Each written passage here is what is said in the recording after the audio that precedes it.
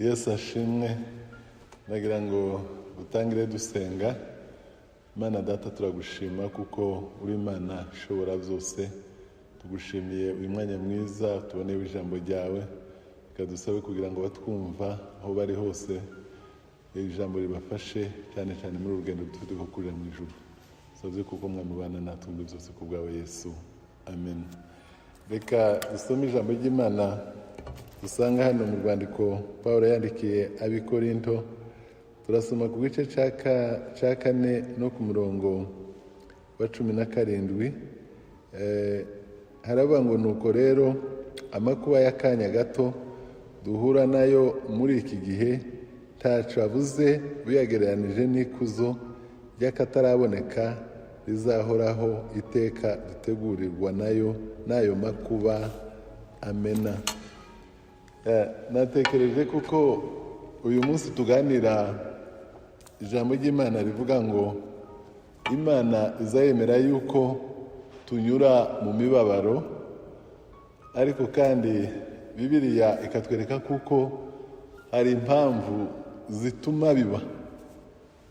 Hari igitabo nasomye cyanditswe n'umuprofesa witwa Dage kivuga ngo guhomba, kubabara no gutamba ndetse no gupfa ku bwa Kirisitu.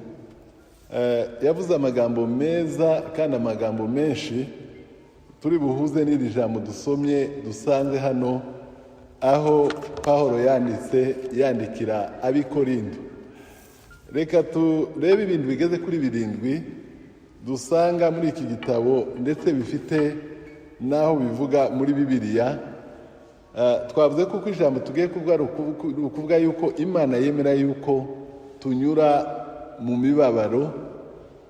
Ubu hariho inyigisho nyinshi ziri hano hanze ziri mu kuvuga yuko umuntu w'Imana adashobora kubabara, umuntu w'Imana adashobora guhura n'indwara, umuntu w'Imana adashobora guhura n'ibibazo runaka. Ariko reka tuje mu ijambo ry'Imana.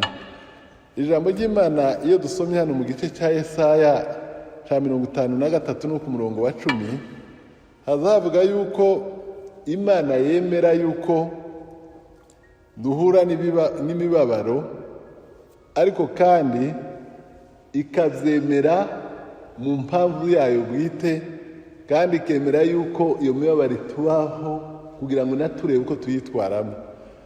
Hano muri Yesaya turasanga Uwiteka yarashimye kuko umwana wayo Yesu ashenjagurika, ariko kandi ari muri gahunda yo kuducungura, kuko byari no mu isezerano.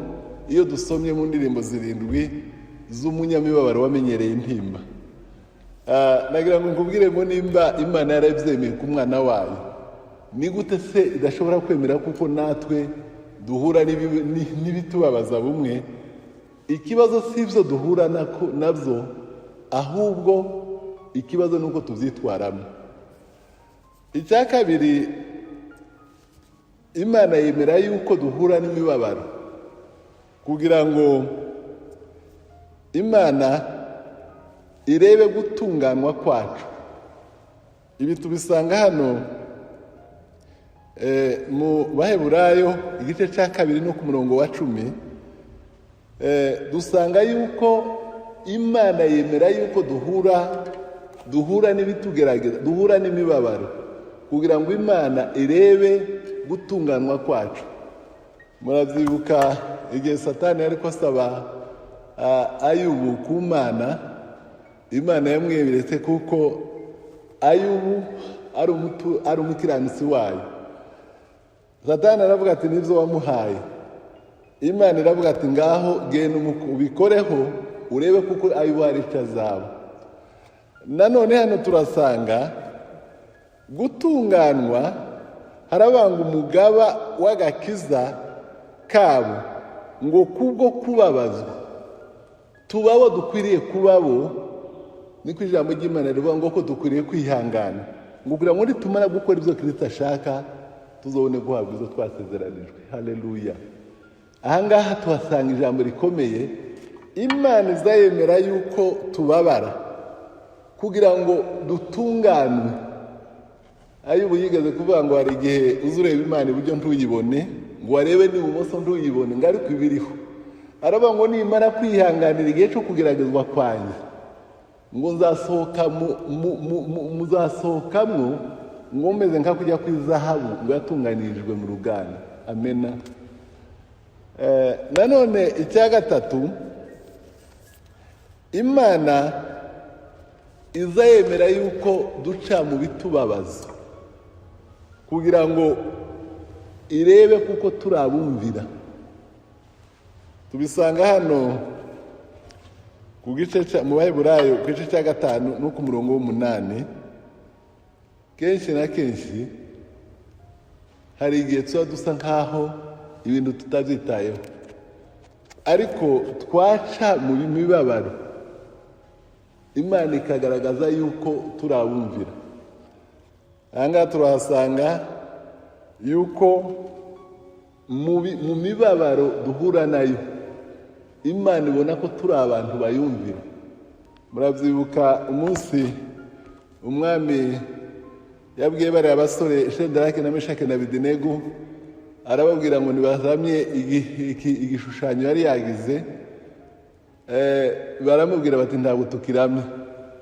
Umwami arababaza ati se murabona kuko hari iyindi Imana ishobora, mufite Imana ishobora kubavana amaboko yanjye, yabonaga yuko ari we. Nkunda ijambo aba basore babuze, barabuze ngo nibikundira bikora, ariko nanone niramuka itanabikoze. Haleluya. Aravuga ngo ntabwo turi gupfukamira ikigirwamana cyane. Imana yemera yuko babata mu muriro. Burya Imana izireka bumwe na bumwe umuntu akaja mu muriro. Imana yemera kuko bababoha babata mu muriro, ariko babagejeje mu muriro Imana yigaragazamo. Umwami ngo yaraje ngo arebe, aravuga ati mwatayemwe batatu, ati ndabona harimo uwa kane, ati kandi ishusho yiwe irasa n'iy'Imana. Iwe yavuga ikirwamana, ariko yavugaga yuko hari iyindi shusho. Imana izayemera bumwe na bumwe ko duhura n'ibigeragezo. Imana ikemera ko duhura tuja mu muriro, ariko kugira ngo dusohokemo twatunganirijwemo. Imana Bibiliya izivuga ngo bari abasore bavuye mu muriro, umwami ngo yaravuze ngo nihashimwe, ngo nihahimbazwe abantu bose, ngo nibasenga Imana ya Shedraki na Meshaki na Abedenego. Haleluya. Narimo nsoma muri iki gitabo mpasanga inkuru y'umugabo witwa ngo ni William Branham. Uyu mugabo ngo yigeze kubaho ari umuntu ngo w'umuhanuzi. Umunsi umwe ngo yaragenda ngo yumva ijwi ry'Imana rimubwira ngo naje gukorera Imana, aho Imana yamutuma kuja kuvuga ubutumwa. William ngo arabyanga. Amaze kubyanga, ariko cyane cyane ngo yari afite umugore n'umwana, noneho ngo nyirabukwe aravuga ati umukobwa wanjye ndazaza agenda azungurukana nawe, agenda avuga ubutumwa iyo ugenda. Noneho amaze kunanira Imana ngo yica wa mugore, yica na wa mwana wiwe. William ngo asigaye wenyine, ngo arababara cyane, ngo arebe ukuntu abuze umwana abuze n'umugore, ngo aja gusenga. Ngo aje gusenga, Imana iramubwira ati nta kindi nabikoreye, nuko wanze kuja kuvuga ubutumwa. Nasomye ijambo rimbwira ngo William amaze kumenya yuko iyo ariyo mpamvu, ngo aja mu muhamagaro we, ngo aragenda aja kuvuga ubutumwa, kandi ngo akora ibikomeye.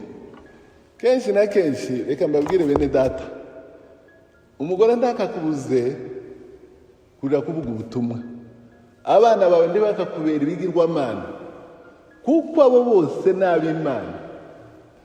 Reka mvuge icya kane, Imana izayemera ko uhura n'imibabaro kugira ngo irebe gucishwa bugufi kwawe. Aha tuhasanga mu Bafilipi kuri 3 no 10 havuga ngo gufatanya imibabaro no gushushanywa no gupfa kwe. Nagira ngo mbabwire ikintu kimwe kiza gituma Imana iyo Imana yabonye wishize hejuru, muzarebe muri kino gihe ari ukuntu abantu barimo kumera. Umuntu arimo gusenga aha yavuga ngo Imana nimuha akazi. Imana yamara kuguha akazi ugatangira guhindura habe n'ukureba, ugatangira no kutibuka nawe jya mwafatikanyije gusenga. Ariko Bibiliya yatubwiye ngo hari igihe kimwe uzahura n'imibabaro, uhura na shomaje ugakubitika, kugira ngo Imana igucishe bugufi. Ahangaha tuba dusanga ijambo rivuga ngo tugire wa mutima wari muri Yesu. Nubwo ngo yari umwana w'Imana, ntiyatekereje kuba Imana ko ari ikintu cyo kugundirwa. Ari Amafilipi 2:5 yicishije yambaye akamero k'umugaragu w'imbata, ngo acishwa bugufi, Imana ibona kumushyira hejuru. Haleluya. Icya gatanu, Imana iza yemera kuko duhura n'imibabaro kubw'ubwiza tuzahabwa mu ijuru. Uzabisome hariya mu Bakorinto ba 2 igice cya 4 ku murongo wa 17 niho twasomye, haravuga ngo imibabaro y'iki gihe, haleluya, ngo ndishobora kugereranwa n'ubwiza tuzahishurirwa, kuko ngo ivyaremwe byose ngo bifite amatsiko yo kuboneka k'umwana w'Imana. Reka mbabwire iki ngiki, Imana izayemera yuko duhura n'ibitugerageza kandi tukazitwaramo neza kubw'ubwiza tuzabona mu ijuru. Reka mbabwire, mu makamba 5 tuzambikwa nitugera mu ijuru, ikamba rimwe ryitwa ni ikamba ritangirika, tuzajyambikwa kubera yuko twatotejwe kubw'umurimo w'Imana.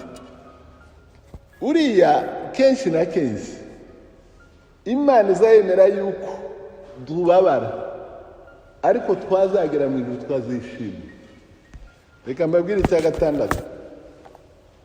gatandatu, Imana izishaka ko usohoza imibabaro nawe ufatikanye, ugasohoza imibabaro ya Kristo. Nk'abakristo wabisomana mu Bakolosayi igice cya 24, aravuga ngo nishimira amakuba yanje ngo kubwanyu, ngo kubw'umubiri we ariryo torero. Uwo ni Pawulo wabivuze. Reka mbabwire iki ngiki cyo kivuga, hariho ibintu tuza dukora mu nzu y'Imana bamwe ntibasobanukirwe ibyo ari byo. Uriya mubiri wa Yesu tuzatujya, ariya maraso ya Yesu tuzatumwa, n'ukwishushanya n'imibabaro ye. Amena. Yesu ageze ku musaraba yarabakubiswe, Yesu yarababaye, natwe twishushanya nabyo kugira ngo twishushanye n'umwami wacu Yesu. Hari igihugu kimwe numvishije, iyo bageze kuri Pasaka, hari igihe abantu bamwe bazabemera ko bakabamanika ku musaraba, ku zuba, bakababara, bakavuga ngo reka bishushanye no kubabara kwa Kristo. Imana yemera ko tubabara bumwe na bumwe kugira ngo dushushanwe nuko Kristo wacu yababaye, ariko nyuma yabyo tukazaja kuzabaho neza mu ijuru. Reka mbabwire icanyuma ariko ndangirijeho, tugisanga hariya mu gitabo cya Yobu 41 no ku murongo wa 26, haravuga ngo ni ukugira ngo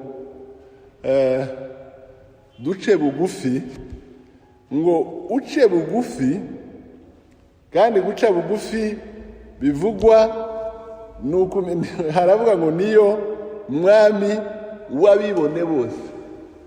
Hano kuri 41 no kuri 26, Imana bumwe hari igize yemera ko ikora ikintu gisa no gucishwa bugufi cyane.